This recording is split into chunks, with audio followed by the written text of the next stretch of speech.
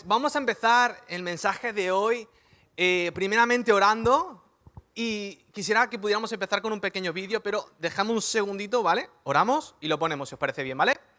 Gracias te damos, Señor, por este día que nos has regalado. Gracias por la oportunidad de estar sentados en la misma mesa que estuviste tú, por invitarnos un domingo y otro domingo a sentarnos a tu lado, a comer del pan, a beber del vino y recordar tu muerte, pero también tu resurrección y tu victoria. Gracias, Padre, porque es por eso que estamos aquí hoy vivos y con esa esperanza de poder regresar un día a tu lado, Dios. Gracias por todo. Toma el control, Espíritu Santo. Revoluciona este ambiente. Cambia, quebranta, trastorna, edifica lo que tengas que hacer en cada uno de nosotros.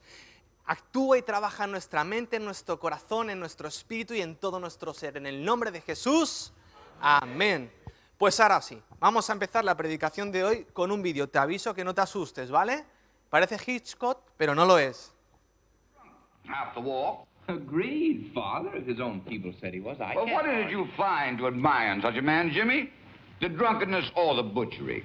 Neither, Father, only the fact that he beat us. He didn't. Is it your contention we won the war, sir? He didn't beat us at Vicksburg. We lost Vicksburg by stupidity verging on treason. Well, I would have said we lost Vicksburg because Grant was one thing no Yankee general was before him. Drunk, I doubt him. Obstinate. Obstinate? Could any of them compare even in that with old Stonewall? If he'd been there, we'd still have Vicksburg. Well, the butcher simply wouldn't give up. He tried 4 ways of getting around Vicksburg. He wouldn't have got around if we'd had a Southern command instead of a half-breed Yankee trader like Pemberton. All through the war, proved he didn't have. What's the matter there? Annie, you see, she's accustomed to helping herself from our plates to whatever she wants. Yes, and but I'm not accustomed to it. Of course not. Varney! Jimmy, give us something to quiet her. But her table manners are the best she has. A letter this time, Miss Sullivan. It's the only way we get any adult conversation. I'll get you another plate. I have a plate, thank you. Varney! I'm afraid what Captain Varney, Keller says is only bring too us over true. You another see, she'll plate. persist in this till I she have gets a plate. Nothing's wrong with the plate. I intend to keep it. You see why they took Vicksburg? Miss Sullivan, one plate or another is hardly a matter of struggle to deprive a child about. Oh, I'd sooner have a more heroic issue myself. Now, I really must insist that you... Now she's hurt herself. No, she hasn't. Will you please let her hands go? Miss Annie, you don't know the child well enough. I know an ordinary tantrum well enough when I see one and a badly spoiled child. Here, here. Miss Sullivan, you'd have more understanding of your pupil if you had some pity in you. Pity! Well, it's tyrant! The whole house turned by a wind! Is there anything she wants she doesn't get? I'll tell you what I pity. That the sun won't rise and set for all of a life, and every day you're telling her will. What Bueno. will pity do when you're under the ¿A que nunca habéis visto una predicación así? Asusta, ¿no? Bueno. Básicamente lo que acabamos de ver es un fragmento de la película llamada El Milagro, un milagro para Helen Keller. ¿Alguien conoce a Helen Keller? ¿Amén? ¿Sí? ¿No? ¿La tenéis agregada en el WhatsApp? Vale. Bueno, la película está basada en la biografía de una chica que cuando nació, poco después de nacer, por una enfermedad quedó sordociega, ¿vale? Es la chica que acabamos de ver, la niña que empieza a meter la mano en todos los platos. Claro, es sordociega y nadie la ha enseñado. Pero ¿cuál es el problema? Que sus padres la veían a ella como una simple sordociega, como una persona limitada, incapacitada, totalmente dependiente.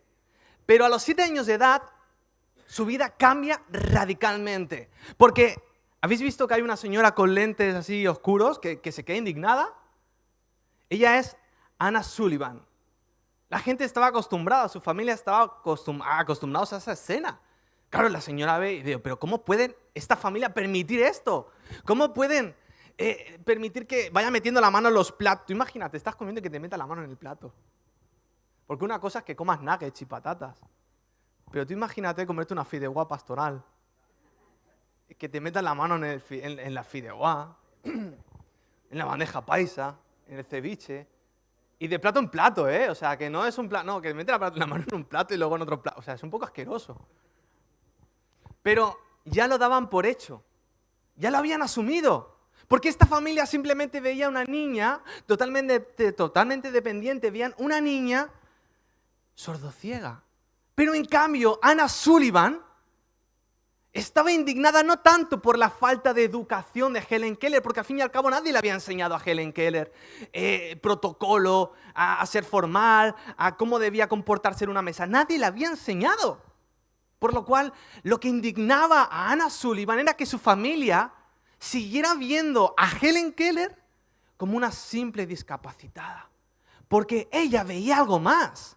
Veía una persona que podía alcanzar mucho más potencial. Una persona que podía alcanzar muchas más metas, mucho más rendimiento, que podía aprender, que podría desarrollarse.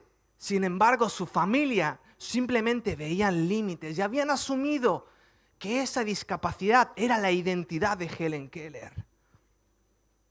Yo quisiera hablarte de un personaje de la Biblia no tan conocido, porque todos conocemos al rey David, todos conocemos a Sansón, todos conocemos a Pablo, a Pedro, pero hay un personaje de la Biblia que llamó mucho mi atención, porque de la misma manera que Helen Keller vivía, digamos, como marginada dentro de su propia familia, rechazada y aislada, hay un personaje llamado Jefté, alguien que vivió en carne propia lo que era el rechazo, el aislamiento, la marginación dentro de su propia familia.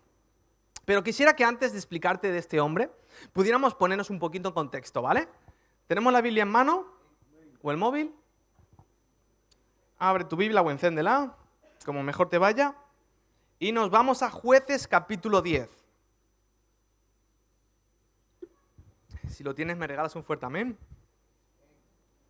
Uy, se te han adelantado, Guillermo, hoy. ¿Tú te has adelantado? Vale. ¿Lo leemos?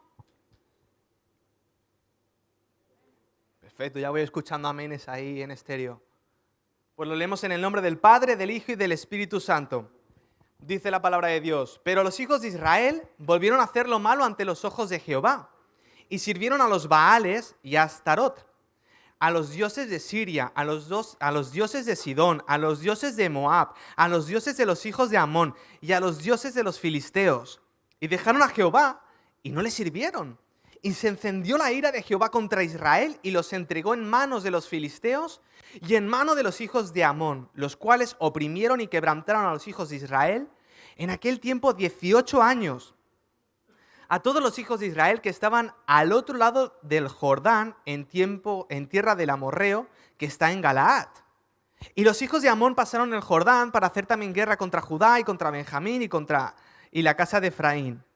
Y fue afligido Israel en gran manera. Entonces los hijos de Israel clamaron a Jehová diciendo: nosotros hemos pecado contra ti, porque hemos dejado a nuestro Dios y servido a los Baales. El título del mensaje es: el origen no determina tu destino. Y como podemos ver, estamos hablando del libro de Jueces. El libro de Jueces es una pasada, o sea, es uno de los libros un poco sanguinario a veces, ¿no? Un poco gore, tiene escenas un poco que cuando le tengo que contar las historias a mi hijo, pues tengo que decorarlas un poco. Pero es un libro que explica la historia de Israel desde la muerte de Josué hasta el nacimiento de Samuel. Y una y otra vez nos explica una época caótica, una época anárquica. No había un gobierno estable, no había una economía decente, no había orden, y mucho menos había santidad dentro del pueblo de Israel. Era un caos. Tú has vivido el COVID, tú has vivido la crisis de 2008, pues era todavía peor. Era un desorden totalmente. Y curiosamente se repetía un ciclo una y otra vez, una y otra vez. Primero se olvidaban de Dios, pecaban y empezaban a seguir dioses paganos. Segundo, Dios les advertía de su pecado, pero ellos ignoraban. Entonces venía juicio, acudían a Dios y se arrepentían, porque veían las consecuencias. Y cuarto, Dios tenía misericordia y aun sabiendo que volverían a caer porque el ciclo se repetía una y otra vez, les perdona y levanta a un revolucionario, a un libertador, un juez, para que los libere de las naciones enemigas. Resumiendo, si fuéramos a Jueces 17, versículo 6, tal como dice, Dios habla hoy, dice, no hace falta, ya te lo leo yo. Como en aquella época aún no había rey en Israel, cada cual hacía lo que le daba la gana. Lo dice la Biblia, no yo. Pero es que vamos a ponernos un poquito en escena. O sea, Normalmente cuando tú ves el juicio de Dios en el Antiguo Testamento es porque fueron detrás de Baal o fueron detrás de Moloch, pero es que aquí tenemos, madre mía, o sea, aquí tenemos un catálogo para escoger dioses. Que si Astarot, que si o sea, ya no un dios de cada país, no, o sea, los dioses de todo un país, como los dioses de Siria, los dioses de Sidón, los dioses de Moab, o sea, tenían todo el sistema de creencias idólatras de cada país. Era como el que colecciona cromos, pues mira, este dios no lo tengo, voy a coleccionarlo. Era un caos. De hecho, yo creo que en la Biblia nunca se han mencionado tanta idolatría como en este preciso momento. Pero lo que ocurre es que se juntan dos países, se juntan dos naciones, dos potencias, Amón, y por otro lado se juntan los moabitas. Se unen y van a luchar contra Israel. Empiezan a oprimirlos, empiezan a conquistarlos, empiezan a robar, empiezan a hacer pues todas esas barbaridades que incluye la guerra durante 18 años. 18 años siendo esclavos después de la libertad que habían experimentado en Egipto. 18 años en las que vivían oprimidos. 18 años que no podían disfrutar del fruto de su trabajo. 18 años a los que les debía sumisión a naciones extranjeras. 18 años privados de libertad. 18 años castigados por su propio pecado. Entonces, Israel, al verse en esta situación, al verse entre las cuerdas, pues no hacen otra cosa que acudir a Dios. Tardan 18 años en acudir a Dios, así que era un pueblo un poquito duro, ¿eh? ¿Y qué creéis que responde Dios? ¿Qué creéis que responde? ¡Os lo merecéis! ¡Os vais al infierno! Como os portéis peor, os mando a otra nación. Ojo, que aquí en ningún momento pone que Dios lo envía, ¿eh? Dice que permitió que fueran conquistados, retiró su protección. Entonces llega un momento en el que Dios responde, reacciona en Jueces 10, 11 desde el 16, y dice, ¿no habéis sido oprimidos de Egipto? De los amorreos, de los amonitas, de los filisteos, de los de Sidón, de Amalec y de Maón, y clamando a mí no os libré de sus manos. En otras palabras decía, pero a ver, ¿ya os habéis olvidado todas las veces que os he liberado? ¿Ya os habéis olvidado de todas las veces que os he salvado? ¿Ya os habéis olvidado de todo lo que he hecho y continúo haciendo por vosotros? Y sigue, mas vosotros me habéis dejado y habéis servido a dioses ajenos. Por tanto, yo no os libraré más. Andad y clamad a los dioses que os habéis elegido, que os libren ellos en el tiempo de vuestra aflicción. Wow, a veces Dios es duro, ¿eh? ¿Sí o no? Pero es que la cosa no acaba aquí. Entonces los hijos de Israel, al ver la respuesta, la confrontación, cómo Dios les planta cara y cómo Dios los confronta, siguen insistiendo, siguen clamando, siguen sufriendo la causa y el castigo por lo que ellos mismos se buscaron. Y Dios llega un momento que dice, y los hijos de Israel respondieron a Jehová, hemos pecado, haz con nosotros como bien te parezca. Solo te rogamos que nos libres en este día. Reconocieron cuál era el fallo. Eran plenamente conscientes de que el estado, de que el castigo que estaban sufriendo era a causa de sus pecados, a causa de esa idolatría. Y finalmente Dios, como buen padre que es, dice, vale. Dice que Dios fue angustiado a causa de la aflicción de Israel. Otras versiones, como la Nueva Versión Internacional, dice, y el Señor no pudo soportar más el sufrimiento de Israel. Y esto me choca, ¿no? Porque a veces tenemos esa sensación que dice que como que el Dios en el Antiguo Testamento está enfadado constantemente, ¿no? ¿No te ha pasado cuando lo lees? Pero lees estos pasajes y te das cuenta de toda la paciencia que Dios tuvo con Israel.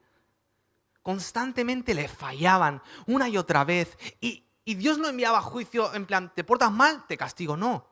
Dios era paciente. Dios enviaba mensajeros. Dios mandaba profetas. Dios iba advirtiendo. Pasaban años, pasaban siglos. Dios avisaba. Y finalmente, ante el rechazo de su pueblo, era que llegaba a juicio. Después de avisar, avisar y avisar. De hecho, dice la palabra de Dios que Dios castiga a la tercera generación, pero bendice generaciones y generaciones y generaciones después, para darnos un ejemplo de cuál es su misericordia. Y aquí, en este contexto, aparece Jefté. En Jueces 11, versículos de 1 al 3, no hace falta que lo busques aquí, si está en pantalla, si no te lo leo yo, dice: Jefté Galaadita era esforzado y valeroso. Era hijo de una mujer ramera. Y el padre de Jefté era Galaad. Pero la mujer de Galaad le dio hijos, los cuales cuando crecieron echaron fuera a Jefté diciéndole: no heredarás en la casa de nuestro padre, porque eres hijo de otra mujer. Huyó pues Jefté de sus hermanos y habitó en tierra de Tob, y se juntaron con él hombres ociosos, los cuales salían con él. No sé si te has dado cuenta, la Biblia es un poco, a veces tiene eufemismos, suaviza un poquito las palabras, pero ¿de quién era hijo Jefté? De una ramera. Jefté era hijo de una prostituta. Y nos quedamos con eso, pero yo pregunto, ¿y entonces el padre qué es? Porque el padre, para acudir a una prostituta, tampoco es que fuera un santito. Y una vez que nace Jefté, nace con una etiqueta. Jefté pasa a ser el impuro, el rechazado, el marginado. Era un bastardo, era un accidente, era un error. Él no tendría por qué haber nacido. Era fruto del pecado de sus padres. Tú imagínate su infancia. ¿Qué le dirían los demás padres a sus hijos? No te juntes con Jefté, que es impuro, a ver si te induce a pecar, seguro que es una mala influencia. No te juntes con él. Imagínate cuando por las calles de su barrio, de su pueblo, cómo lo miraría la gente de sus vecinos. Susurrarían, hablarían a sus espaldas, incluso delante de él. Le negarían el saludo. Le negarían la oportunidad de trabajar. Le negarían la oportunidad de estudiar. Jefté probablemente vivió toda su infancia, adolescencia y juventud solo, marginado, sin el apoyo ni siquiera de sus hermanos. ¿Qué había hecho Jefté? Nacer. Sin embargo, el sinvergüenza de su padre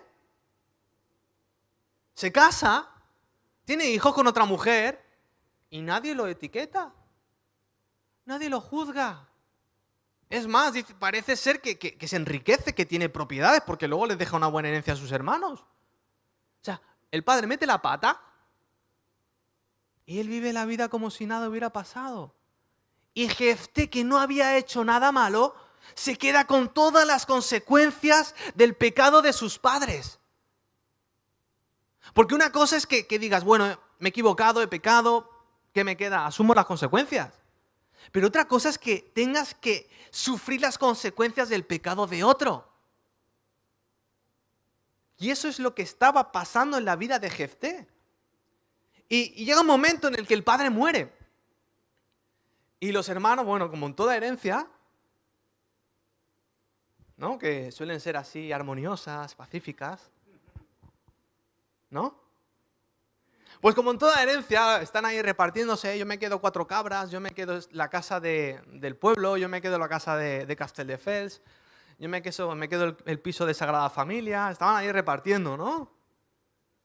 Ay, mis hijos, lo único que van a repartir son deudas. Pero estaban ahí repartiendo con el notario, ¿no? Hay que hacerlo con notario, repartiéndose las propiedades y a Jefté lo echan. Dice, no, tú eres hijo de otra mujer. Suena un poco novelero. Eres hijo de otra mujer. Y si te has olvidado, tu mujer era prostituta, ¿eh? Digo, tu madre. No te queremos aquí. ¡Vete! Imagínate, toda la vida en soledad. Y parece ser que por su padre era más o menos que lo retenía. Que era por su padre, por el respeto que le tenían a su padre, que podía seguir viviendo en esa casa. Pero se va. Se ve la obligación de irse de su casa, de abandonar su pueblo, de lo conocido, de su familia, dejarlo todo porque lo echan.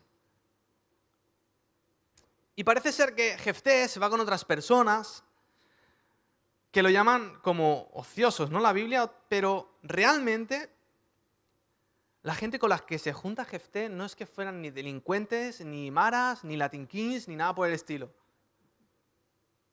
Era gente sin propósito. Era gente, como dice la palabra, reik, del hebreo, que significa vacío, vagabundo, sin propósito, sin vida. Una persona que vive por vivir, que se deja llevar por la situación. No sabemos bien a qué se dedicaba Jefté con sus colegas, pero parece ser que se ganaron cierta fama como guerreros, como valientes, como rudos, como gente fuerte, gente hecha para la batalla, porque de la noche a la mañana vienen los ancianos de Israel, los líderes, y llegan a Jefté y le dicen: Jefté, bueno, tú has visto cómo está la cosa, ¿no? Cómo está el panorama. Y hemos visto que a ti repartir leña se te da bien, y a tus amigos. Entonces, ¿qué tal si nos echáis un cable? Entonces ya Jefté llega a su momento. Y el Jueces 11:7 dice: a ver, ¿no me aborrecisteis vosotros y me echasteis de la casa de mi padre? ¿Por qué pues venís ahora a mí cuando estáis en aflicción? O sea, ahora me buscáis, ¿no? Ahora que estoy fortachón y que tengo un ejército conmigo, ahora sí, ¿no? Entonces, intenta lidiar y los ancianos le prometen: bueno, si vas por nosotros a la guerra, te hacemos el líder, el gobernador de Israel, el juez. Dice: bueno, pero sí, ¿está claro? ¿Sí? ¿Me lo prometéis? Llamó a notar y tal, y se lo prometieron. Y finalmente quedan en ese compromiso que si Jefté va a la batalla y gana, se queda como el juez. Pero Jefté era un tío diplomático. Jefté no repartía por repartir. Primero se lo pensaba. Y empieza a hablar con el rey de los amonitas. Y dice: bueno, pero ¿por qué estáis en guerra contra nosotros? ¿Qué os hemos hecho? Vamos a hablar, vamos a tomarnos un café o yo qué sé, vamos a hacer una barbacoa, vamos a ver qué pasa, vamos a solucionarlo por las buenas. Seguro que esto se puede hablar, venga, va. Pero no. El rey de los amonitas no quería hablar, no quería sentarse, no quería dialogar, él quería guerra. Entonces le dice: pero ¿por qué queréis guerra? Le pregunta Jefté. Entonces le viene con un rollo. Ay, madre, le viene con un rollo y dice: bueno, es que cuando fuisteis libres de Egipto, pasasteis por aquí, os quedasteis con una tierra, pasasteis por allá. Claro, o sea, estamos hablando de acontecimientos de hace 300 años que le vienen a reclamar. Tú imagínate que ahora viene Perú. Amo Perú, ¿vale? Lo dejo antes, es un ejemplo, ¿vale? Cariño, es un ejemplo, ¿vale? Pero es como si ahora dijera Perú: vamos a declarar la guerra contra España porque nos robaron el oro. Yo ese oro no lo he visto. ¿Vale? Pero imagina, ¿es absurdo o no es absurdo? Pues era la misma situación que estaba viviendo Israel. O sea, el rey de los amonitas: no, es que te acuerdas que hace 300 años pasó esto. Claro, Jefté se quedaría: ¿y yo qué culpa tengo? Y nuestro país ahora mismo, ¿qué culpa y qué responsabilidad tiene sobre aquello? Que encima, por cierto, es mentira lo que está diciendo, ¿eh? Pero aún así, no quiso la paz, no quiso dialogar. Pero algo que solía pasar en el libro de Jueces era que: y vino el Espíritu de Jehová. Y ay, papá, cuando venía el Espíritu de Jehová ya podías correr. Porque tenemos el Espíritu Santo como apacible, ¿no? Como que reparte dones a la iglesia. Pero es que en el libro de Jueces el Espíritu Santo nos mostró otra faceta suya. Cuando el Espíritu Santo descendía sobre alguien ya podías correr. Acuérdate de Sansón. Sansón, a la que descendía el Espíritu Santo sobre él, empezaba a repartir y parecía Jackie Chan. O Bruce Lee. Dice: y fue Jefté hacia los hijos de Amón para pelear contra ellos, porque no le quedaba de otra. Y Jehová los entregó en su mano, y desde Aroer hasta llegar a Minit, 20 ciudades, y hasta la vega de las viñas, los derrotó con muy grande estrago. Así fueron sometidos los amonitas por los hijos de Israel. O sea, no solo los libró, los sometió. Y Dios los entregó en su mano. Parece ser que cuando el Espíritu Santo venía sobre algún juez en ese momento, le daba la sabiduría estratégica y militar para vencer. Le daba fuerza, le daba capacidad, le daba unción. Paralelamente a ello, Dios los entregaba en su mano. Prácticamente no tuvo que luchar. El Señor se ocupó de todo. Y hubieron más acontecimientos en la vida de Jefté, pero podríamos estar un buen rato con él. Pero finalmente, Jueces 12:7 dice que Jefté juzgó a Israel 6 años y murió Jefté Galaadita, y fue sepultado en una de las ciudades de Galaad. Aquel en el que nadie creía, el rechazado, al que echaron de su propia casa, el impuro, el pecador, el error, como lo quieras llamar, fue la herramienta que Dios utilizó para liberar a Israel de 18 años de esclavitud. Y su heroicidad, su historia, su vida, no solo quedó en aquel momento, hizo eco en los cielos. Quedó registrado en el libro más leído de toda la historia, que es la Biblia.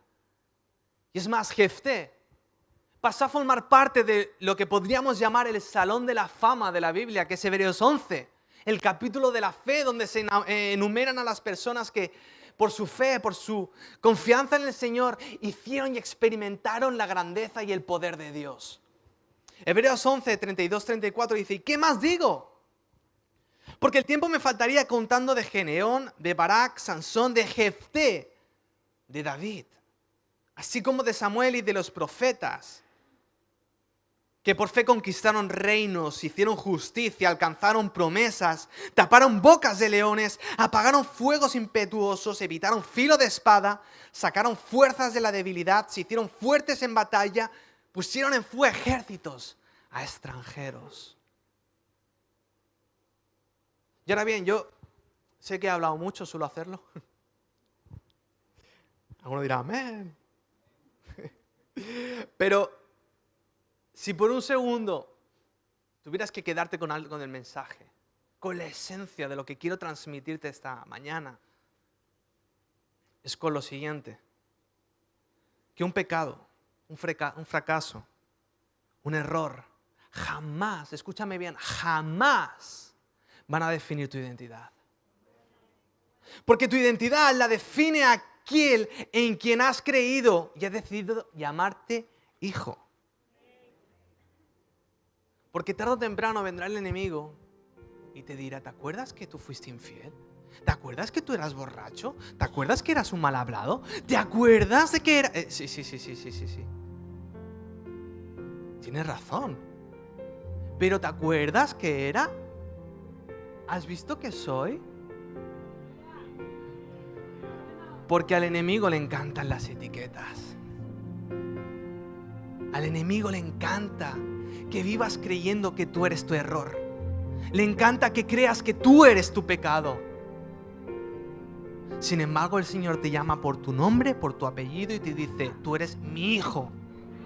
Y eres perdonado, eres limpio, eres salvo, eres limpio, eres útil, eres justo y eres de bendición.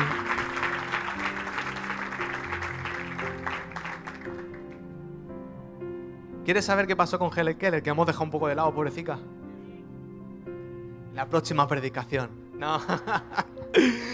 A ver si pueden poner la imagen de Helen Keller. Ya no está destrozando comida, ya no está quitando comida de nadie, ¿vale? Ya aprendió. Helen Keller siguió estudiando con Anna Sullivan, ¿vale?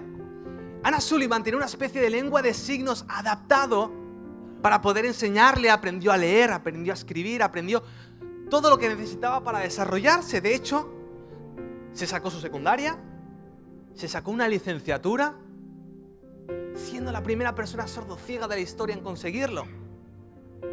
Escribió más de 12 libros, infinidad de artículos, dio conferencias por más de 35 países a lo largo de todo el mundo, defendiendo los derechos de las personas sordociegas y luchando por conseguir herramientas y mayor accesibilidad y facilidad para que personas en su misma situación pudieran estudiar.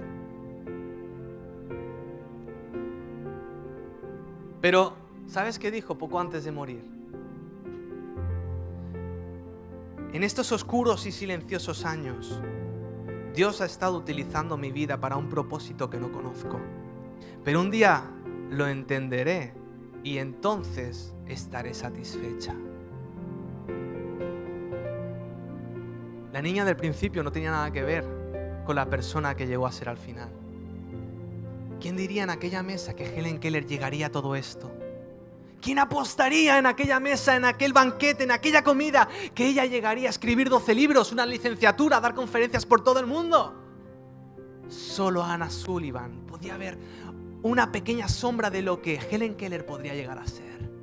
Y en esta mañana, si sigues con esas etiquetas que el enemigo ha querido meterte y tatuarte en la cabeza, en la mente y en tu ser, Dios te quiere decir: hey, tú no eres tu pecado. Yo sí veo lo que hay en ti, yo sí veo tu potencial, yo sí veo más allá de lo que la gente cree y ve en ti.